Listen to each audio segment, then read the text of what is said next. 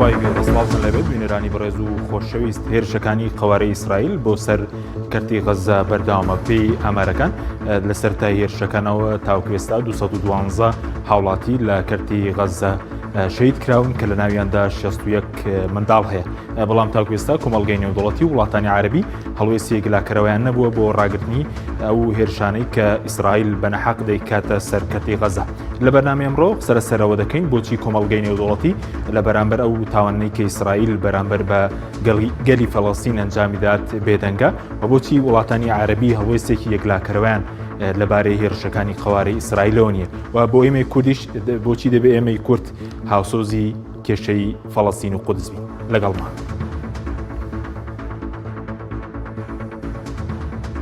ئیسرائیل لە بەرپەرزدانەوەی موشەکەکانی فەڵەستین $1,000 لە کاتێکدا تێچووی هەر موشەکێکی ناوخۆیی فەڵەستینی چەند $100. سوپای ئیسرائیل لە دوایین ئاماریدا ئاشکرای کرد هەردوو بزوتنەوەی حەماس و جیهادی ئیسلامی لە ماوەی 7 ڕۆژی ڕابردوودا 3100 موشەکیان لە کەرتی غەزەوە ئاراستە کردوون. ئەمە لە کاتێکدایە بینی گانتز وەزیری بەرگری قەوارەی ئیسرائیل ڕایگەیاند دژە موشەکەکانیان 1000 حاڵەتی ڕێگری و تەقاندنەوەی موشەکیان لە ڕۆژی 10 ئایارەوە تۆمار کردووە. ڕۆژنامەی جروزالیم پۆستی ئیسرائیلی ڕایگەیان تێچووی ڕێگری لە موشەکەکانی فەڵەستین لە کەرتی غەزەوە ئاراستە دەکرێن زۆرە. ئەو تێچووەش بووەتە گەورەترین مەترسی لەسەر دارایی ئیسرائیل و زۆر زیاتر لە تێچووی موشەکەکانی حەماس. بە جۆرێک ڕێگری لە هەر موشەکێک و تەقاندنەوەی لە ئاسماندا $50,000 بۆ $100,000 خەرجی دەوێت. کەناڵەکانی ڕاگەاندنی ئیسرائیلی بڵاویان کردەوە حەماس خاوەنی زیاتر لە 14,000 موشەکە. لەو ژمارەیەش چەند سەد موشەکێکیان دوورمەودان و دەتوانن بگەنە قوڵایی ئیسرائیل و شارەکانی تەلعەبیب لە ناوەڕاست و حەیفا لە باکوور و ئیلاد لەو پەڕی باکووری قەوارەکە. ڕۆژنامەی جروزالیم پۆست لە سەر زاری ئەو زیرۆبین توێژەر لە پەیمانگای توێژینەوەی ئاسایشی نیشتیمانی زانکۆی عیبری بڵاوی کردەوە تەنانەت باشترین موشەکەکانی حەماس کەمترین تێچوویان هەیە. لەگەڵ ئەوەشدا موشەکە دوورمەوداکانی کەمتر ئامانجەکانی دەپێکێت و خەرجیان تەنیا $300 بۆ $800 بۆ هەر موشەکێک. جەدعون لیفی نووسەر و لێکۆڵەری ئابووری و سیاسی ئیسرائیلی ئاماژە بە تێچووی جەنگ دەکات لەم ماوەیەدا و ئەوەی خستووەتە ڕووکە $921 ملیۆن تێچووی گواستنەوە و سوتەمەنی و موشک و ئامادەکاریە سەربازیەکان و زیانە مرۆییەکانە. ئەوەش کاریگەری دەخاتە سەر ژێرخانی ئابووری ئیسرائیل. زیانە داراییەکانیش بەردەوام زیاد دەکەن. لای خۆیەوە تال ئینبار سەرۆکی پێشووی ناوەندی توێژینەوەی فەزا لە پەیمانگای فیشەر ئیسرائیلی ڕایگەیاند تێچووی موشەکە دوورمەوداکان 2 بۆ 3 ئەوەندەی موشەکە کوردمەوداکان دەبێت بێ ئەوەی ڕۆژنامەکە بە وردی باسی مەودای موشەکەکانی حەماس بکات. لەو چوارچێوەیەدا باڵی سەربازی بزوتنەوەی حەماس دەڵێت سێشەمەی ڕابردوو موشەکی جۆری عەیاش 250یان ئاراستەی فڕۆکەخانەی ڕامون لەو پەڕی باکووری ئیسرائیل کردووە کە 220 کیلۆمەتر لە کەرتی غەزەوە دوورە. ئینبار و ڕۆبینیش ڕەتی دەکەنەوە موشەکەکانی حەماس تەواو ببن و کۆتاییان پێبێت. گەرچی چەند سەد موشەکێکیان تا ئێستا ئاراستەی تەلعەبیب و شارەکانی دیکەی ناوەڕاستی ئیسرائیل کردووە. هەروەک دەڵێن تەنانەت مخابەراتی ئیسرائیلیش لە باشترین دۆخیدا پێشبینیەکانی تەواو نییە. حەماسیش خاوەنی زۆرێک موشەکی دوورمەودایە. بەڵگەش بۆ ئەوە ئەو موشەکانەیە کە هەموو جارێک لە کاتی هێرشکردنە سەر غەزە دێنە ناو گۆڕەپانەکە و هەر شوێنێکیان بوێت دەیپێکن.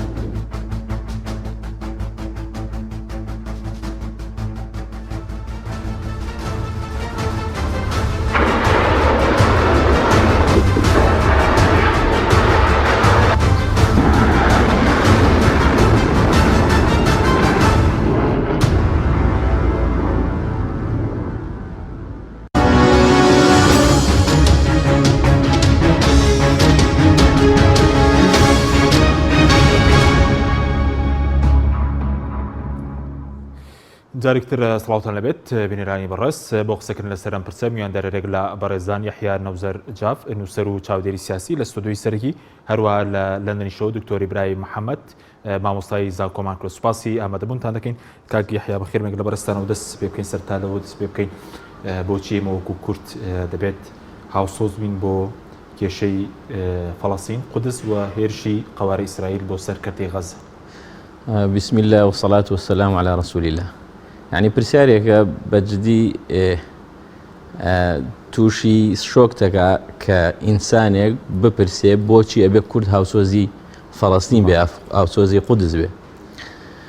وەڵامەکەی زۆر ئاسانە لەبەرەوەی ئینسانین تەنها بۆ ئەوی هاوسۆزی ئەقسا و خەڵکی فەڵەستین بی ئەوە نەبەسە کە ئینسان بیت هیچ هەویەکی ترە نەبێ تەنها ئەوەنەی ئینسان بی بەسە بۆ ئەمە ئەوە ئیسە سێری جیهان کە ئەوەی زەڕەیەک وجدانی ئینسانی تایە بە جیاوازی دین بە جیاوازی قەومیەت بە جیاوازی ئایدۆلۆجیا لەسەر شەقامەکانن لە جیهانە بە پەرلەمانتاریان بە سیاسیان بە خەڵکی ئاساییان بە ڕۆشنبیر و ئەکتەرەکانیان ئەسڵەن لە بەرامبەرە چی ئەبینی پشتیوانی ئیسرائیل بکە وەکو گەل وەکو هەستی ئینسانی یعنی تۆ ئەبینی تا ئێستا تە خۆپشاندانێ بکرێت لە جیهانە بڵێ ئەوە خۆپشاندان ماگەر ئێمە وەکو ئینسان هەستێکی ئینسانیە چین پشتیوانی لە ئیسرائیل دەکەین هەر شەرمە ئەو مەوزوعە ئینسانیەت بەسە بۆی تۆ پشتیوانی فەڵەستین و قەزیەکە بی زیاتر تەوێ ئێمە موسڵمانین لەم جوملە تێگەن یعنی تێگەن کە ئێمە موسڵمانین ئێمە بڕوامان بەخوایە ئێمە بڕوامان بۆیە کەەوە دووەم مزگەوتە لەسەر زەویە بڕوامان بۆیە کە ئەوە شوێنی مەسرای پێغەمبەری خوایە بڕوامان بۆیە کە ئیمامی عومەر یەکەم کەسە کە فەتحی کرۆ بە بێشەڕ و لەگەڵ دەسەڵاتداران و ئەهلی شارەکەیە کە مەسیحی بوون ڕێکەوتن و عەهدێکی نووسی و هاتوون ژێر سیستەمی دەسەڵاتی ئیسلامی و بە پاراستنی مافەکانیانەوە تێگەن کە ئێمە سێم پیرۆسترین شوێنە بەڵێ پیرۆسترین شوێنەوە جیاوازە لە هەر مزگەوتێکی تریش یەک نوێژی بە 500 نوێژە خوا بە ئایا دەفەرمێ کە خۆی و دەوروبەریمان مبارەک کردووە ئێمە وەکو دین هاوسۆزی ئەوین دوای ئینسانیت کابێ هەمومان لە ئینسانیەتەکە لەوە هاو بەشین کە زوڵمێک هەیە زاڵم هەیە مەزلوم هەیە لەویا وەکو ئینسان پشتیوانی مەزلومەکەکەین ئێستا ئێمە موسڵمانین لەم جوملەوەی تێناگە من نازانم معنای ئیترینە من موسڵمانم بەزەوەنە کافیە کە هاوسۆزی هەر موسڵمان و ئیماندارێ بم لەسەر زەویا تووشی ناڕەحەتی ببێ و غەزە و ئەقسا بە تایبەت و ئێستەی فەڵەستین بە تەواوەتی کە بێ هاوسۆزی بیت لەسەر و هەمووی ئێمە کوردین کوردی جگە لە دین سەلاحەدینەمان بەسێتەوە پێ هەتا مردن هەتا قیامەت ناوی سەلاحەدین ناوی کورد دوو ناوی هاوتابن کورد 1400 ساڵە لەگەڵ ئەم ئیسلام و شارستانێتی ئیسلامیە شێراوە کورد بەبێ ئیسلام چییە؟ کورد بەبێ شارستانێت و مێژووی ناوی ئیسلامی چییە؟ هەمووی ئەم 100 ساڵی دوای سایکیز بیکۆ بکەین بە مێژووی کورد جێگەی فەخر و شانازی تایە ینی ئەم 100 ساڵی ڕابردوو لە دوای سایکس بیکۆ دابشکردنمان لەلایەن زلهێزانەوە بەسەر چوار دەوڵەتا و ئاوا لێکردنمان کوێ جێگەی شانازی کام دەسەڵاتەی بوو دەڵێ ئێستا جێگەی شانازین کوێی 1400 شارستانی و شکۆی کورد لە ناو شارستانێتی ئیسلامیا و سەلاحەدینی ئەیوبی نامان بەسێتەوە بە قودسەوە سەلاحەدین کافیە دەمە کەلیمەیەکێتی پێویستی بە مناقەشە نییە کافیە بۆی کورد بەی خۆی بزانێ یعنی ئێستا فەڵەستین بە ژماری دانیشتوان سەعادەی کووردە لە سەردەمی سەلاحەدینەوە لەوێ ژیاون و ماونەتەوە و ئێستا و گەڕەکەی ئەسڵەن کێشەی گەورەی ئینسانیەتی لەسەر حەیی شێخ جەڕاح کەوە زۆرینە کوردن و لە هەموو شارەکانی فەڵەستینە بە گەڕەکی تایبەت هەیە حەیی لەکراد و حەیی شوجاعیە و هەموو ئەوانەی کە پڕن لە کورد ئێمە وەکو کورد ئێمە وەکو موسڵمان ئێمە وەکو ئینسان ڕەبتین بێەوە کێ بە چ سیفەتێک ڕەبتە بە ئیسرائیلەوە کێ ینی کێ لەم سەرزەویا بێژ باسی کوردوانە کێ بە چ سیفەتێ ڕەبتە بە ئیسرائیلەوە عیبە ئەم پرسیارە باش سەبارەت بە مەسەلەی کورد ئێستا لە بڵێن لە غەزە لە قودس لە خەلیل لە عەکا لە هەموو شوێنەکان ئێستا کورد هەیە طبعا ئەمە بۆ وەڵامی ئەو عەقڵە بچووکەی کە جاری وایە بە ناوی کوردۆ ئەوێ یاریەکی بکە یا ئاوەکە لێڵ بکە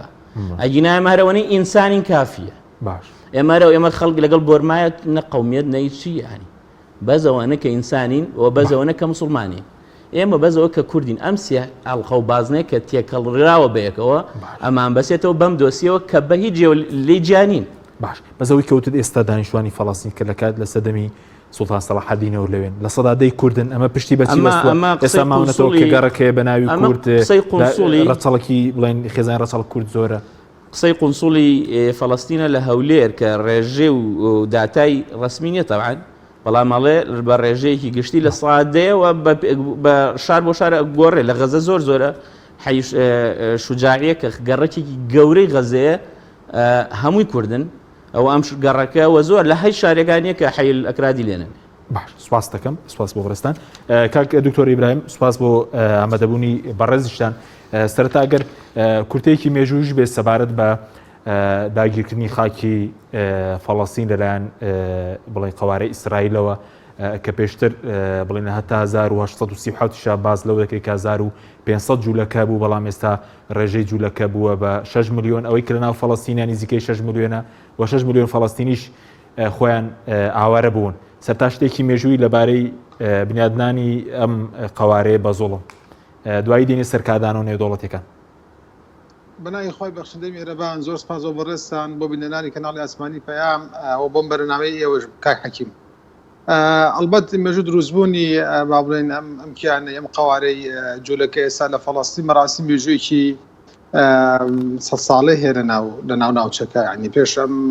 بەتایبەتی دوای وعدی بلفۆر کە لە ساڵی 1916 ئەگەر بە هەڵا نەچوو بم کە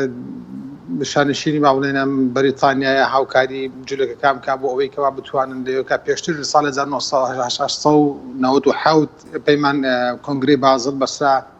بۆی کەوا جوولەکەکانی جیهان کۆ بنەوە لە شوێنێکە بتوانن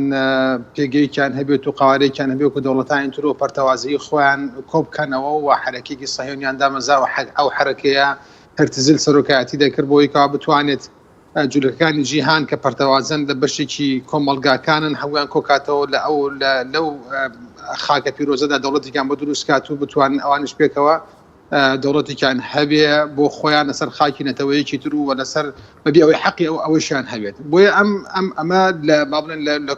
لە کۆتایی سەدەی 19 و سەرەتای سەدەی 20ەمە دەستی بەمە کردو و تا ئێساش بەردەوامە کە دەبینین واتە ئەگەر بێن ئێمە تەحلیلێکی مێژووی بۆ بکەین ئەمە حرەکەیەکی بەردەوام بزوتنەوەیەکی بەردەوامە باڵن پرۆسەیەکی بەردەوامە کە لە سەدەی 19 دەستی پێ کردووە وەکو پرۆسەیەکی سیاسی ئەنا بۆکو کێشە لەناو فەڵەستین و لەسەر ئەرزی مقدسی فەڵەستین و لەسەر قودس ئەم کێشەیەکە لە سەدەمی باب لەکۆنەوە هەیە و وجودی هەیە و بوونی هەیە کە ئەم بەڕاستی بە سیاسی کراوە لەم تاریخە نوێدا بۆیە ئەمەی کە جوولەکە ئێستا دەیکا لە ناو خاکی فەڵەستینە بەڕاستی ناحەقی و نادادگەری و هەروە خۆسەپاندن و زەوتکردنی خاکی کەسێکی خەسانێکی ترە و هیچ مبەرڕێکی نەمێژووی نەدینی ئەوان دەبەشێت بۆیکەوە بێن بەم شێوازە ڕفتار بکەن واتە بە شێوازێکی سیاسی آخر دوو شتێ ئێمەلێکی جا بکەنەوە حرەکەی سەهیۆنی هەیە و هەروەها یەهودی هەیە وەکو شەعب وەکو نەتەوە وەکو دین ئەمە جیاوازە ئەومان لەبیر نەچێت لەناو ئەم شعبا لەناو ئەم دیانەتەشە کۆمەڵی خەڵکی هەن کە یەهودیشن دژی ئەم کیانن دژی ئەم قەوارەی سیاسی ئێستایی کە لەناو خاکی فەڵەستینە هەیە بوونی هەیە واتە بەس تەنها مسلمانەکان یا با بڵێن خەڵکێکی خاوەن وجدان و خەڵکێکی مرۆڤ دۆست و کە ئینسان بە سنتەرە زانە دژی ئەم حرەکەی سەهیۆنی نییە بەڵکو خەڵکێکی تریژ ناو جوولەکە خۆیان دژی ئەمن من خەڵکم بینیوە لە بەریتانیا خەڵکێکم بینیوە لە ئاسیەکان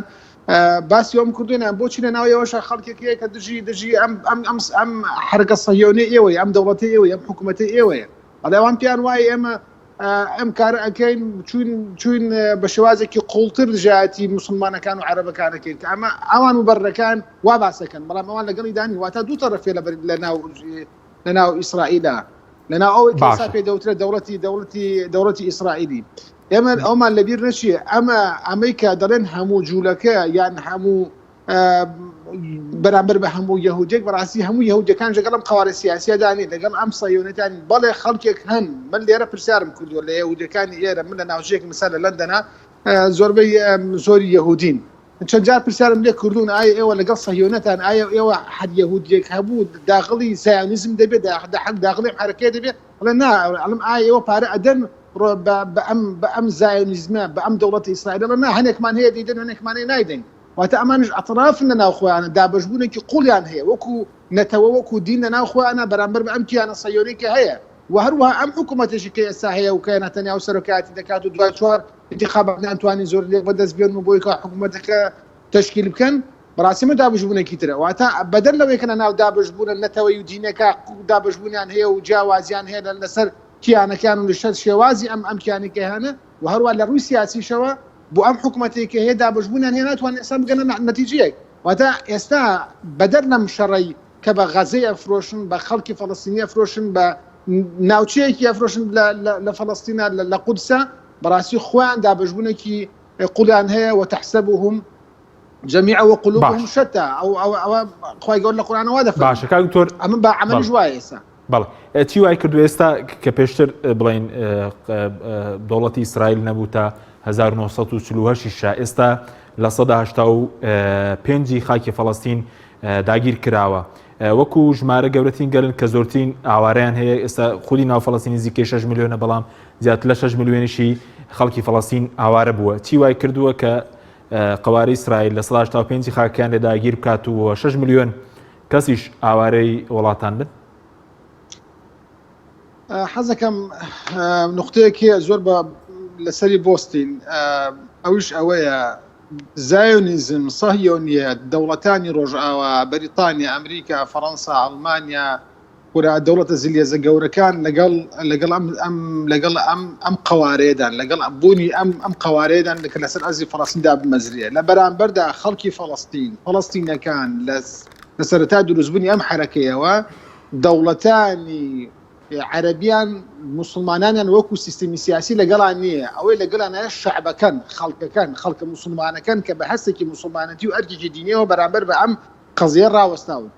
بەواتایەکی تر ئەوەی پشتگیری مانەوەی ئیسرائیلەکە لەسەر خاکی فەڵەستین بریتە لە بێهەڵوەستی سیستەمە سیاسیەکان و پشتگیریکردنیانە لەلایەن دەوڵەتانی ڕۆژئاوا بە شێوازێکی گشتی لە ڕووی فەرمیەوە واتە ئێمە دەبێ ئەوە بزانین خەڵکی فەڵەستین بێ پشتیوانترین گەلن لە ناوچەکەدا وەکو کورد ئەوانیش کە سیستەمە سیاسیەکانی ناوچەکە یارمەتیدەریان نییە بۆی کەەوە ئەوان بتوانن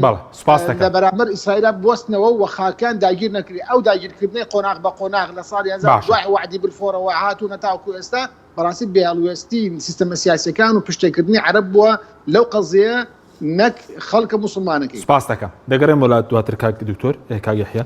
بگەڕێم وڵای بەڕێز سەبارەت بە هەڵوێستی دەسەڵاتدارانی هەرێم بە بۆچوونی بەڕێز کەوتت ئێمە لە ڕووی ئینسانیەوە لە ڕووی بڵین ئەوەش کە مسلمانی دەمان بەستێتەوە بە کێشەی قودس و فەڵەستین لەوەی کە سەلاحەدین قودسی ڕزگار کرد لەبەرەوەی کە ئێستا کورد خۆشی لە ناو غەزە و لە ناو قودسابوونی هەیە ئەی بۆچی هیچ هەڵوێستێک نییە بە بۆچوونی بەڕێز لەلایەن دەسەڵاتدارانەوە دەسەڵاتداریان ئێمە ئێستا لە ڕیزی دەسەڵاتدارانی عەرەبیان کە لاواازترین هەڵوێستیانەیە و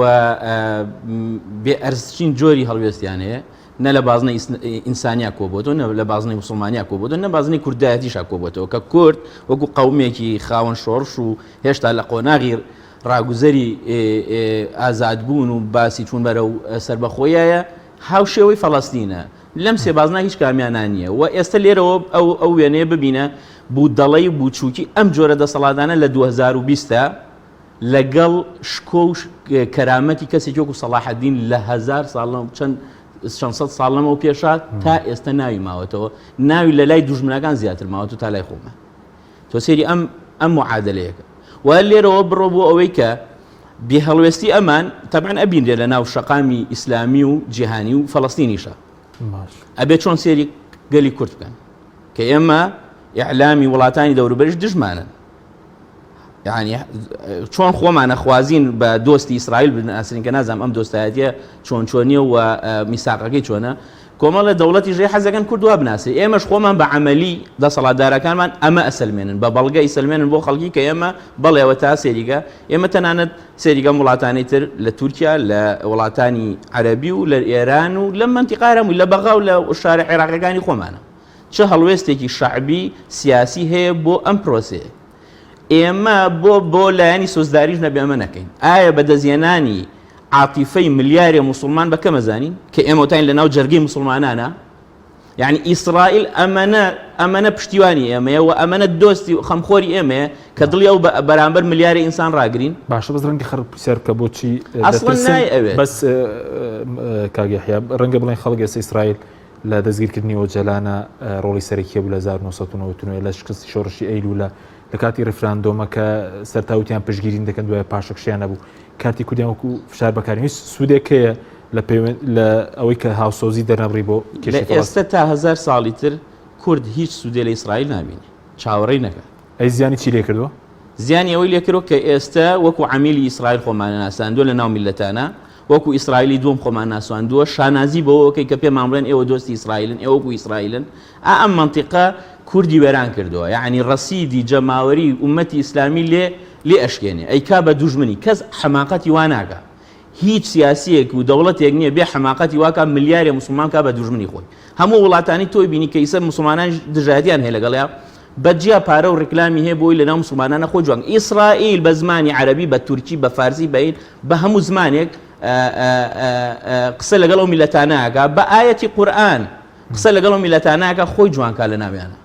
بەس ئەمە چه حەماقەتێکە تۆ بەلاش بتەوێت لە ناو مسلمانانە خۆ بە شتێکی منبوس جیاواز نەجس بناسیێنی بە خەڵکی. ئەمە منطق نییە. ینی تۆ ئەگەر بتوێ ئیسرائیل نەفریا ئێمەکەوێتەوە حاڵی خۆی دیکە چۆنە. بینیشمان لە ڕیفراندۆمە بەم هەموو پەیوەندی و دۆستایەتەوە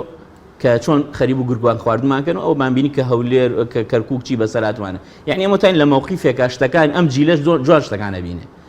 هیچ دۆستێکمان نییە بەو ناوەوە. پەیوەندی بە بەرژەوە نیە. ئەگەر بەهێزی احترامت هەیە.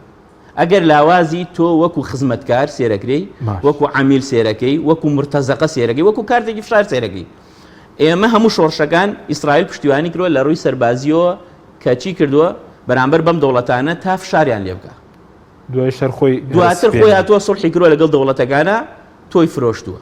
ئەم لەقتەیە جارێنیە دوونیە دەنیە دووبارە بێتەوە. ڕۆژێک نابێ بڵێن بەسە ڕۆژێک نابێ بڵێن بەسە. ینی ئەم بعقلية يعني تاكي يعني منطقي سياسي إما لو أن النزمة شورشي أيلول أرجبطال من لبيرشة أو همو وضع من لبيرشة عبد الله أوجلان لبيرشة نان يجليش وين كم سرزها بوسه تام موساد قلت ويناي تسليمي كردو بتركيا إيسد تركيا كشيء هي لقال إسرائيل حاليا كان وأنا دولة أخيرا كشجان حاليا كان بلان بدلنا لسه شيء حاليا كان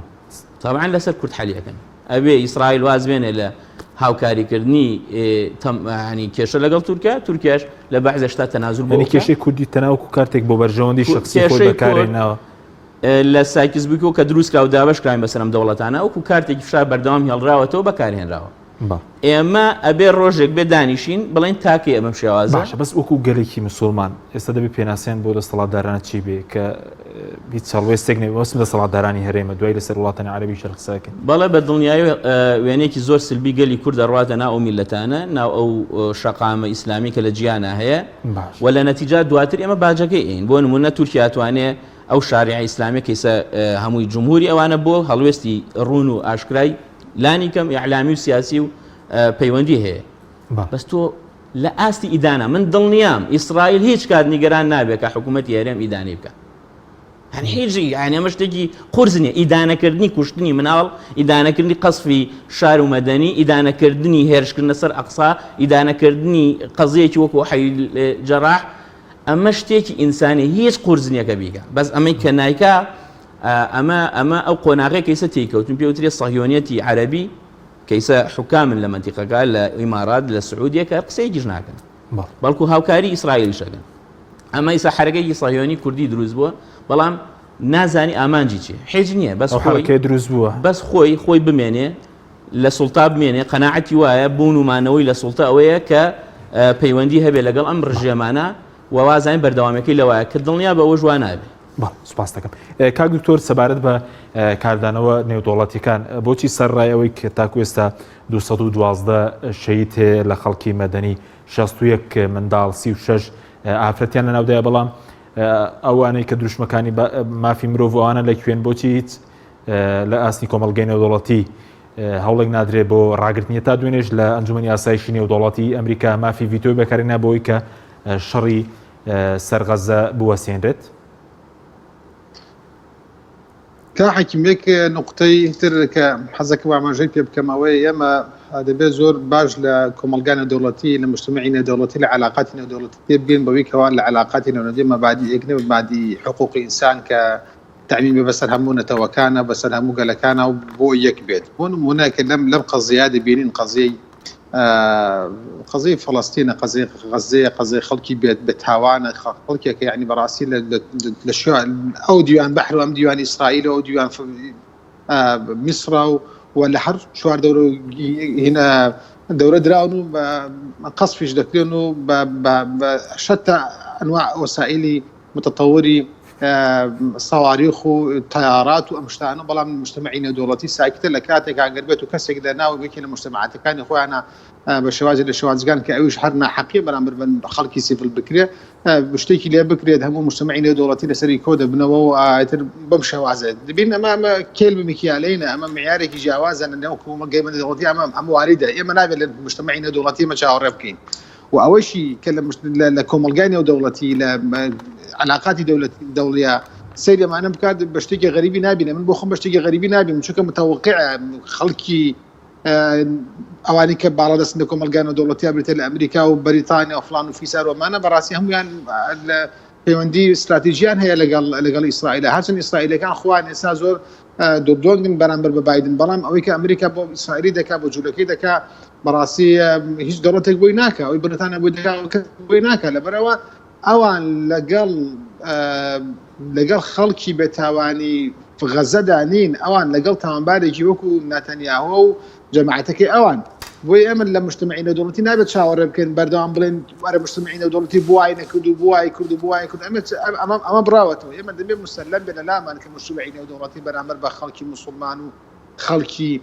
خلقي بتاواني مسلماني براسي اوان لم قضيه بيدنجي هلا بجيرن وبشتا كان مسلمان وبشتا كان خلقي بتاوان ولقل زال مكان دا دبن اجر لقل زال مكان دا نبن اوهم حكام دكتاتورينا وشي خرلاتنا وراس داهيه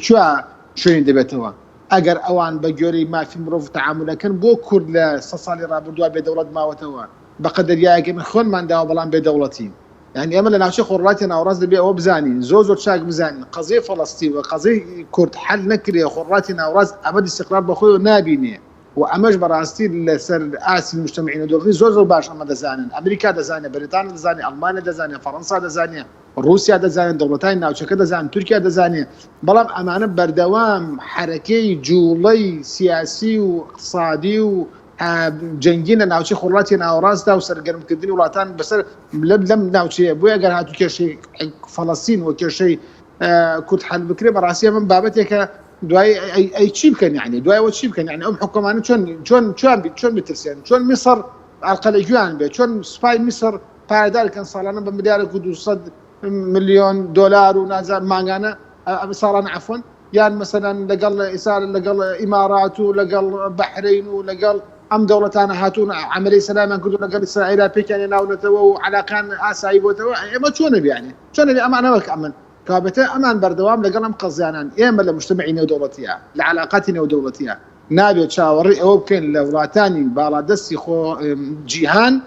كالدجي خلق استملك رابون بتابتي مسلمان وبتابتي لقضيكي اقر لقر خلق استملك راون ابوا صصال بيجسا قيناك لدواي شنو بينجا وكملقينا دولتي بابلين نتوقتو كان هاتو دبون ابوا مثلا قضي كودان حل كردايا بونو منا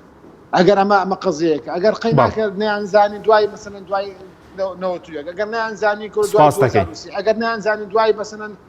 دواي ريفراندوم كل دنيا كيشو بشهير لنا امانه بويا فلسطين بردوام لسنتين صدي نوزدوا بيستوى عفوا حتى اكو استا خلقي فلسطين اواد توسير قناق بقناق قناق وتان دولة مدادة مزلين دولة فلسطين كان دولة إسرائيل كان قناق كتوتان أم منطقة حكم ذاتي قناق كتوتان اتفاقية أوسلو قناق كتوتان شي ساعته تصل هو كمان لغزة من مقاليك مكون دولة جديدة صار بالاسم حفتاني جولكي على إيمان شون رجع بدين خلقك اوان ارزانها بيننا وفلسطين اگر اوان ارزانها بيما غزه اسام بيك كابته صاروخ من بيودن تو خوش كمان تغدا اگر ئەگەر شوێنەکانی تریشان بدێنە چیەکەن هەر ساروخمان پێوە دەێن سپاس دەکەم بیر لەوە ناکاتەوە کە ئەوانش بەشتە ئەنواع وەسائلی حربی بۆمبارانی خەڵکی سیڤیلی هاوڵاتیان دەکەن. بەڵێ سپاس دەکەم کاک دکتۆر سپاس دەکەم بەڵە بینیرانی بڕست ناوبڕێکی کورت و دەگەڕێنەوە وڵاتان لەگەڵ مامێنەوە. تۆپ ئارت تاکە بریکاری تۆڕی میدیایی کۆمەڵ بۆ بەرهەمهێنان و بڵاوکردنەوەی ڕێکلام. سڵاو، ئایا ئەزانیت هایلۆت چییە؟ هایلۆت گەورەترین و نوێترین سیستەمی ژمێریاریە بۆ ڕێخستن و یارمەتیدانی مامەڵە بازرگانیەکانت تایبەت بە کۆمپانیا، کارگە، کۆگا، مۆڵ، بەنزینخانە، هۆتێل و ڕێستۆرانت، مارکێت و دەرمانخانە، مەلەوانگە و سەنتەرە وەرزشیەکان. بە خۆشحاڵیەوە ئێستا سیستەمی هایلۆت بە زمانی شیرینی کوردی بەردەستە تایبەت بە کڕیارە بەڕێزەکان. هایلۆت گەرانتی مانەوەیە بۆ پەیوەندیکردن 070 791 10 هایلۆت.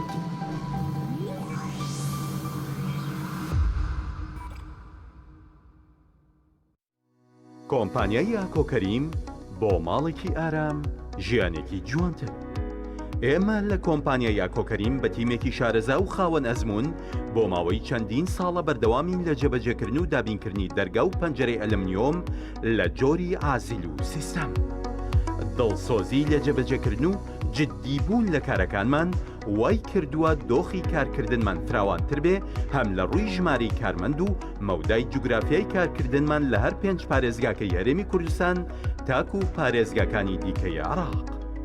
بینا و باڵەخانە نوێەکان بە شێوازێکی مۆدێرن دەرناکەون ئەگەر دەرگا و پەنجەرەکانیان ئەلمنیۆم نەبن، بۆیە ئێمە باشترین جۆری ئەلمنیۆمتان بۆ دابین دەکەین. دیزایانی بیناکەت هەر چۆنێک بێ، هەر ڕەنگێک بێ، ئێمە بە ڕەنگە جیاوازەکانی ئەلمنیۆم تەنسیق و ڕێخستن دروست دەکەین، چونکە هەموو جۆرە ڕەنگەکانی ئەلمنیۆم لای ئێمە بەردەستە. کۆمپانیای ئاکۆکەریم بۆ ماڵێکی ئارام ژیانێکی جوانتر. کارگەی ئاوی سلێمانی تازەترین بەرهەمی خستە بازاڕەوە. کارگەی ئاوی سلێمانی بەهۆی کوالیتیە بەرزەکەی و ئاوە سازگەرەکەی یەکەبین کارگەیە لە عێراقدا کە بەرهەمەکانی لە ئەوروپا و ئیمارات بەردەستن. بۆنی کەمترین بڕی سۆدیۆم و نەبوونی نیترات لە ئاوی بەڕادی سلێمانی وای کردووە ببێتە خاوەنی 7 بڕوانەمی جیهانی و نێودەوڵەتی. ئاوی بەڕادی سلێمانی دڵنیایی زیاتر، تەندروستی باشتر. کارگەی ئاوی سلێمانی. کۆمپانیای ئیست میدلەند فود گەورەترین کۆمپانیای کوردیە لە هەموو شانشینی یەکگرتووی بەریتانیا کە ڕۆژانە چەندەها تۆن خۆراک و خواردنەوە بۆ مارکێت و کواگەکانی بەریتانیا و بەشێک لە ئەوروپا دابین دەکات. ئیست میدلەند فود بۆتە جێگەی متمانەی ڕەوەندی کوردی، سەرجەم بەرهەمەکانی لە 100% حەڵاڵ و بە پێی بنامەکانی ئیسلام و ڕێنماییە تەندروستی و یاساییەکان بەرهەمەکانی دەخاتە بازاڕ. ئیست میدلەند فود لە ماوەی 5 ساڵ کاردا بۆتە جێی متمانەی مارکێت و کۆگەکانی بەریتانیا و ناوبانگی بەرهەمە کوردیەکانی لە هەموو بەریتانیا بەرز کردوێتەوە. و لە ئێستادا خاوەنی کارگەی شیرینی بەتام، نانی تیری بەتام و ترشادی بەتامە. ئیست میدلەند فود خاوەنی 14 براندی خۆیەتی و 2200 بەرهەم لە زۆربەی وڵاتە پێشکەوتووەکانی جیهانەوە هاوردە دەکات. ئیست میدلەند فود بکە بە سەرچاوەی خۆراک و بەرهەمەکانت و دڵنیا بە لە کواڵەتی و حەڵاڵی. ئۆفیسی سەرەکی ئیست میدلەند فود لە شاری نۆتینگهام.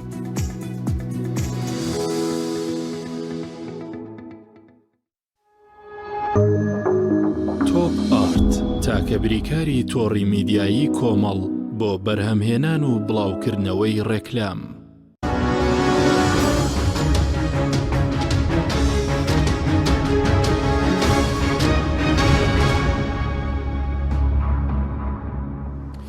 جارێکتر سڵاوتان لەبێت بینەرانی بڕست کاگی حێبکردن وڵای بڕێزت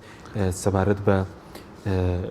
بڵێن خەوارەی ئیسرائیل و خودی نەتانیاهوش تا چەند ئەوەی کە ئێستا دەیکەن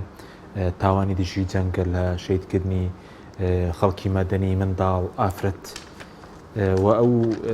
بڵێن کاردانەوەی حەماسیش چۆن دەبینی کە ئێستا بازۆکە زیاتر لە 3000 موشکی ئاراستەی خەوارە ئیسرائیل کردووە. خۆی ڕاستیەکەی بێمە ئیسە بە وێنەکەی بە جوانی پێشی ئیسرائیل لە لووتکەی هێزیایەتیسە ئەم قۆناغی ئیسرائیل تایەتی ئەکرێت چاوەڕێ نەگەین لەمە بەهێزتر ببینێت چونکە ئەمیتر لەمە لووتکەی بەهێزتر نییە. ئیسرائیل خاوەنی چەکی ئەتۆمە وەکو شەقاوە کە لە دەروی هەموو یاساگانە. ئیسرائیل خاوەنی ڤیتۆی ئەمریکایە کە بە سەدام بڕیاری ئەنجومەنی ئاسایش بۆ تاوانبارکردنی ئیسرائیل دەرچووە بە ڤیتۆی ئەمریکا ڕاگیراوە. دوێنێ نایە شەڕی غەزە ڕابگیری ئەمریکا لە ئەنجومەنی ئاسایش. ئیسرائیل بەڵێ ئیسرائیل بە وەکو خۆی چوارەم هێزی سەربازی تەکنۆلۆژی هەیە، بەڵام خاوەنی ئیرادە و بڕیاری سیاسی و سەربازی و مالی ئەمریکایش و بەریتانیاش و چەند وڵاتی تریشە. نیسە نزیکە لە چین و لە رووسیا و لە هەمووی. ئێستا خاوەنی ئەو دەوڵەتە عەرەبیانەیە کە تەطبیعیان لەگەڵا کردو کردویانە قەراریان ناوە ئیسرائیل ئاغایان بێ، گروپێکیان دروست کرد و ئیسرائیل ئاغایانە. هەموو قەزێکەی باسی عەرەب و ئیسلام و شت تەواو. ئیسرائیل ئیسە لە لوتکەی هێزایە، ئیسرائیل شەقاوەیە، ئیسرائیل لە ئەندامەتی دەرچوو لە مافی مرۆڤ لە نەتەوەیەگرتوەکان، چونکە تاوانبارێکا بە تاوانی جەنگ. ئیسرائیل سوکایەتی بە دادگای نێودەوڵەتیەکە و جمێنی پێە ناتانیەوە لە تویتەر کە تاوانی غەزەی شەڕی پێشووی وەکو تاوانی جەنگ ناساندۆ و ئامادە هیچ هاوکاری لەگەڵ ئەو دەستگایە بکە. تەنانەت ئەمریکا ژوازی لێنا بە ئەمری ترامپ لەو منەظەمەیە. ئیسرائیل شەقاوەیە، ئیسرائیل 181 دانە بڕیاری نەتەوەیەکگرتووەکان تایبەت بە فەڵەستین دەرچووە هەر هەموو ژێر پێ ناوە. ئیسرائیل ئیمزای خۆی ژێر پێ ناوە کە لە 67 کە ڕێکەوتنی ئۆسلۆ کراوە، سنووری 67 کە لەم خەریتا هەیە، ئەمە فەڵەستینە، ئەمە 67. ئیسرائیل ئیمزای کردووە فەڵەستینی ئەم تۆزەی هەبێ، خۆی ئیمزای کردووە کە دەوڵەتێکیان نەبێ لەم سنوورە و قودسی شەرقی پایتەختی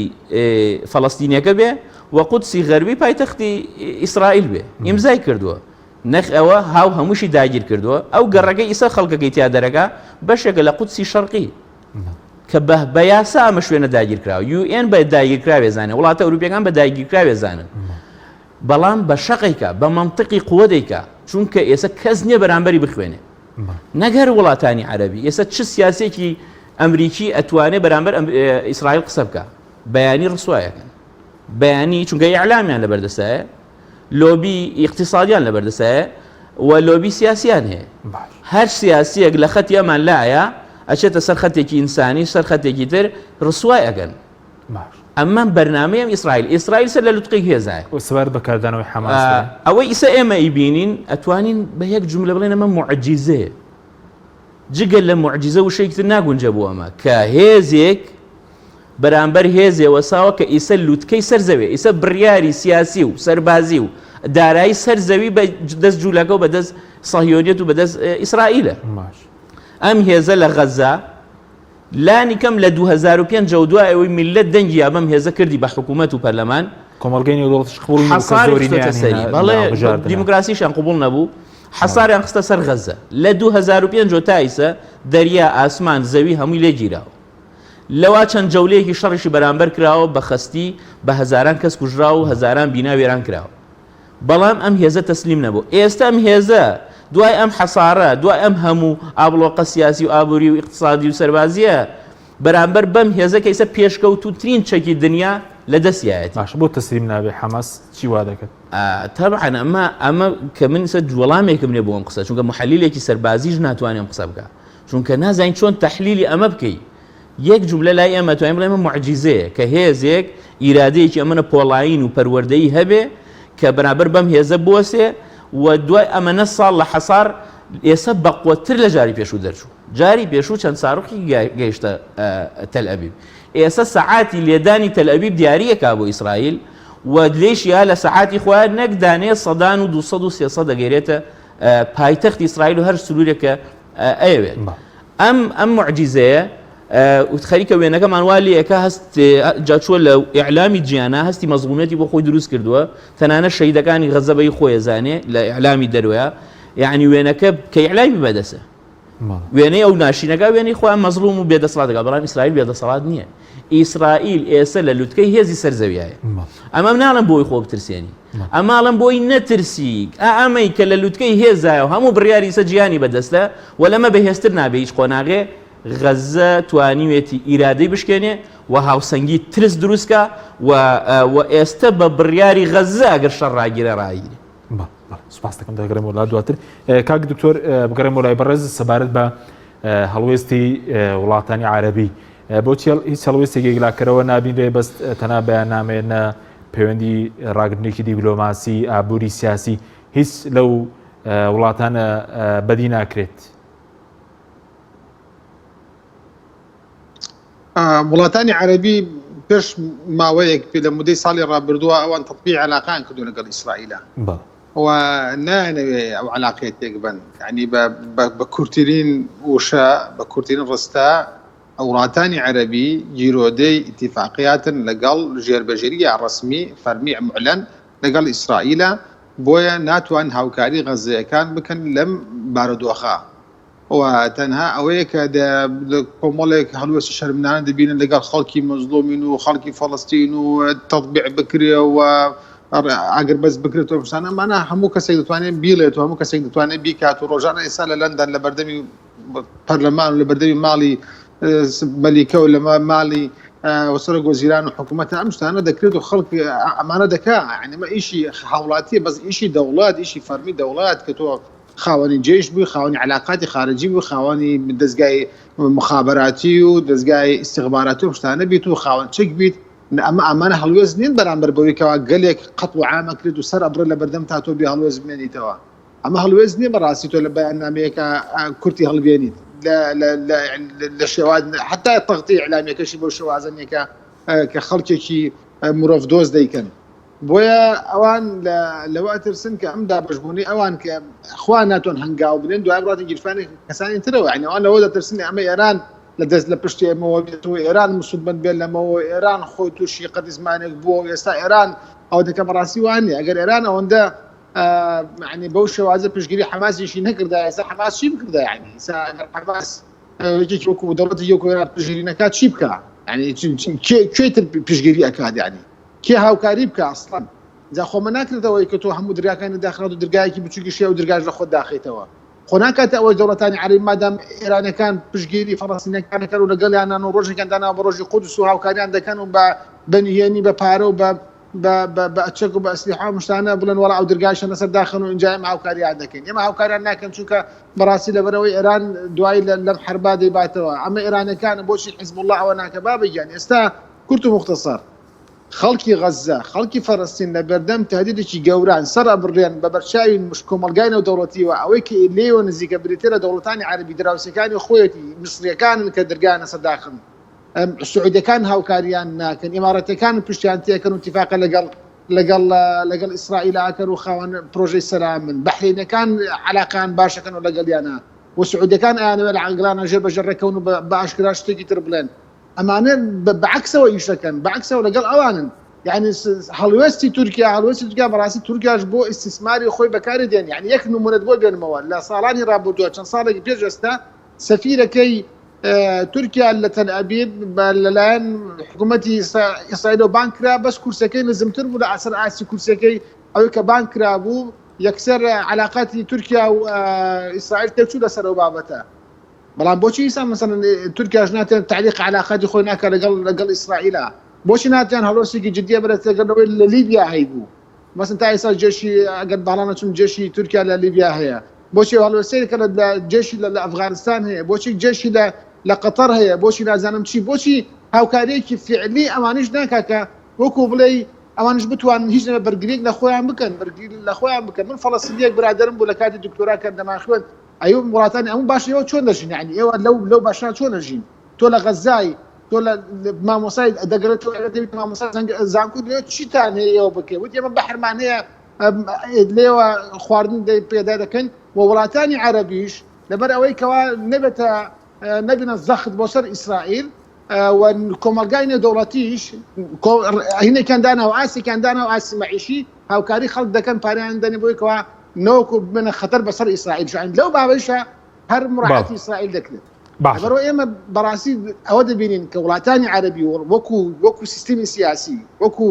دەوڵەت، وەکو حکوومەتەکانیان، وەکو ئەو قوارانی کە هەیەە لە 24 دەوڵەتیان لە ناوچەی خۆڕڵاتی ناوەڕاستدا و دەوڵەتی ئیسلامیش بووە بە ئێران و تورکیاشە بەڕاستی بۆ پاکستانیش وە ئەو دەوڵەتانی ترشە بەڕاستی هەڵوێستێکی زۆر شەرمنانەیە، ینی وەکو ئینگلیزیەڕە شەیمە، ینی شەرمەزاری بۆ خەڵکی مسلمان کە ئەمانە دەوڵەتداریان بکەن ئەمان نوێنەرایەتیان بکەن باشە هیچ نەبێ خۆ ناکرێ تو مثلا بڵێ هەموو دەوڵەتت بڕۆنە ناو حلفێکەوە بڕۆن قەسفی تەلعەبیب بۆ قنا هیچ نەبێ ڕێگری بکەن لەوەی کەوا خەڵکی غەزا کوشتێ من لەگەڵ کوشتنی هیچ هاوڵاتیەکدا نیم بەڵام کە کار بێتە سەر ئەوەی کەوا هاوڵاتی قەتڵ و عام بکرێت زۆر لە بەرامبەردا بە هیچ پێ نەکرێت دەبێت کابرا خۆ مثلا هیچ نەبێت دیفاع لە خۆی بکە هیچ نەبێت بەرگری لە خۆی بکە بەڵێ زۆر بە کورتی سەبارەت بەوەی کە بۆچی تەنە حەماس و بڵین لە غەزە ئەم بەرەنگاریە هەیە بۆچی بزوتون فاتح هەڵوێستێکی ئەوتۆی نییە لای ئەوان هیچ کێشەیەک نییە بە کورتی بێ سپاس دەکەم کاتمانەمەوە سوڵتەی فەڵەستینی با بڵێن فتح بووەتە وەجهێکی داپۆشینی ئەو کەم و کورتیانەی ئەو گەندەڵیانەی یا نازانم ناوی ئەنەی چی ئەو شتانەی کە ئیسرائیل دەوێت لەگەڵ فەڵەستینی خەڵکی فەڵەستین بیکە ئەوەی کە ئێستا نوێنەرایەتی ڕاستەقینەی خەڵکی فەڵەستینە بریتە لە غەزەویەکان بریتە خەڵکی غەزە بۆیە حەماس لەوێ کە پشگیریەکی نێودەوڵەتیشی نییە کە پشگیریەکی شەعبەکەی خۆی هەیە لێوە ڕاوەستاوە یعنی تۆ بزانە ناڕەزایەک دەبین لە ناو غەزە بزانە مزاهرەیەک دەبین بڵە غەزەیەکان بڵێن فتح دەرچین بڵێن سپاس دەکەم حەماس دەرچن نەخێر بە پێچەوانەوە پشگیرێکی تەواوی حەماسەکەن و لەگەڵ حەماسەکانن و حەماسەکانش غەزەیان کردووەتە بنکەیەکی بەرگریکردن لە مقدەسترین یەکێ لە مقدەسترین شوێنەکانی کە مسلمانان یەکەم ڕۆگی مسلمانان سەیر دەکەن بەڵێ سپاس دەکەم کاوی تورکار یحیەکاتمان زۆر کەمەوە بەس سەبارەت بەوەی کە ئامارەکەی لە 2009 تاکو ئێستا لە سەردەمی بینیامین نەتەنیاهۆیە زیاتر لە 3500 هاوڵاتی مەدەنی فەڵەستین شەهید کراون پێ دوایە بەمانای ڕاستەقینە ئەو خۆی تاوانبارێکی جەنگە دەکرێت وەکو تیرۆریستێکیش وەسف بکرێ ئەگەر یاسا ببێ بەڵێ بەڵام کە منطقی قووە دیشی کرد ئەو ئێستا حاکمی سەرزەویە منەمێ بە قسەیەکی ئەو پەرلەمانتارێکی ئیرلندی کۆتایی بم قسەی خۆم بێت کە نە عەرەبە نە موسڵمانیشە بەس ئینسانە سەفیری ئیسرائیلیان هێناوەتە پەرلەمانی ئیرلندی پرسیاری لێەکەن ئەڵێ ئەگەر من ئێستا جوولەکە بم ئێستا هەڵسم بێم بۆ ئیسرائیل جنسیە مەدرێتێ ئەبم بە خاوەنی زەوی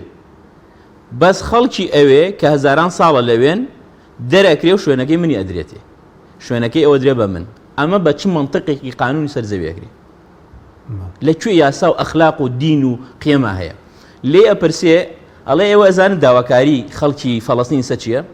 هەیسە داواکاریەکانی خەڵکی فەڵەستین قورس نییە ئەڵێ هێرش مەکە سەر مزگەوتی یا قسە یعنی کار گەشتووە حەماقەت و غروری ئەمانە و ناتانیا گەشتوتەوەی ئەچێتە ناو مزگەوتی یا قسە سوکایەتێکە یعنی داواکاریەکانی سەر غەزە کە شەڕ ڕاگیرێ ئەڵێ هێرش مەکە سەر مزگەوتەکە باشە؟ واز لەو گەڕەکە بێنە ئاخر بۆ ئیسرائیلێک کە ئەمەنەی هێشتۆتەوە بۆ فەڵەستینەکان لە 150 هێشتۆتەوە بەوەش رازی نییە ئەڵێ چی ئەبێ و گەڕەکەش چۆڵ لە 185 لە داگیر یعنی ئەمە حەماقەت و ئەمە غرورێکی گەورەیە یعنی تۆ ئەمە داواکارێکە واز لەو گەڕەکە بێنە واز لە شەڕ لە غەزە بێنە دیلەکانی ئێستا بەرە کە ئیسە خەڵکی گرتووە بەریە ئەمە داواکارەکانی فەڵەستینە کە ئیرلندیەکە ئەڵێ داواکاریەکانی من زۆر زیاترە لی فەڵەستینی من داوا ئەەکەم ئەم سیستەمە ڕەگەسپەرستە ئاپارتایدا لە ناو فەڵەستینە هەڵگیرێ هاوڕایکێ ئەڵە من هاوڕای ماندێلام کە ئێوە ڕەگەسپەرستن ئێوە سیستەمێکی ئاپارتایتی ڕەگەسپەریستان داناوە جوولەکەیەکی پۆڵەندی ئەڵمانی ئەفریقی مافیە لە فەڵەستینە بژی خەڵکی وێ مافیان نێبژ سپاس دەکەم دۆ سپاس بۆ بەڕێزان یحیا نەوزەر جاف نووسەر و چاودێری سیاسی لە ستودیۆی سەرکی هەروە لە بەریتانیا دکتۆر ئیبراهیم محەممەد مامۆستای زانکۆ سپاس بۆ بەڕێژتان سپاس بۆ بینێرانی بەڕێز سپاس بۆ هاوکارانم خواتان لەگەڵ